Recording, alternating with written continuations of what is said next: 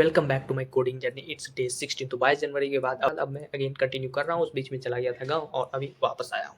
सो क्या हो अगर एक मेमोरी जो खाली है और उसे पूरा फिल करने के बाद पूरे उसमें डेटा पूरा स्टोर करने के बाद क्या उसके वेट में थोड़ा सा भी चेंजेस आएगा, यानी उसके मास में चेंजेस आएगा। यानी इसे प्रैक्टिकली और लॉजिकली समझने का कोशिश करेंगे।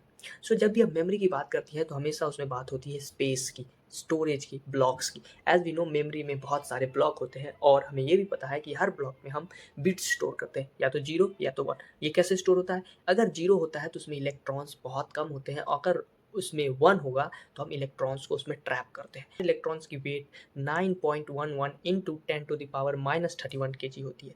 अगर मान लेते हैं कि हम 1 TB SSD को कम्प्लीटली फिल कर रहे हैं तो उसमें नियरली उसकी मास, इलेक्ट्रॉन्स की टोटल मास होगी 10⁻14 kg।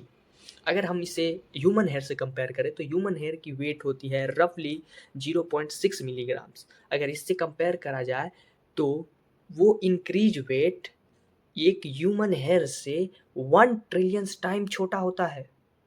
सो प्रैक्टिकली देखा जाए तो बहुत ही कम या ना के बराबर ही वेट इंक्रीज होती है, जिसे हम शायद मेजर नहीं कर सकते, बट लॉजिकली वेट तो चेंज हो रही है। जैसे थ्योरी ऑफ रिलेटिविटी के एंगल से भी देखें तो किसी भी सिस्टम में डेटा को स्टोर करने का मतलब होता है सिस्टम की एनर्जी का स्टेट चेंज करना, बेसिकली एनर्जी चेंज करना या एनर्जी इंक्रीज करना।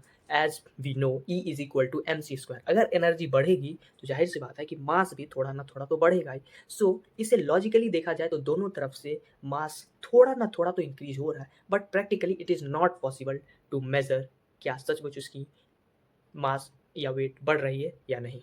Thanks for watching.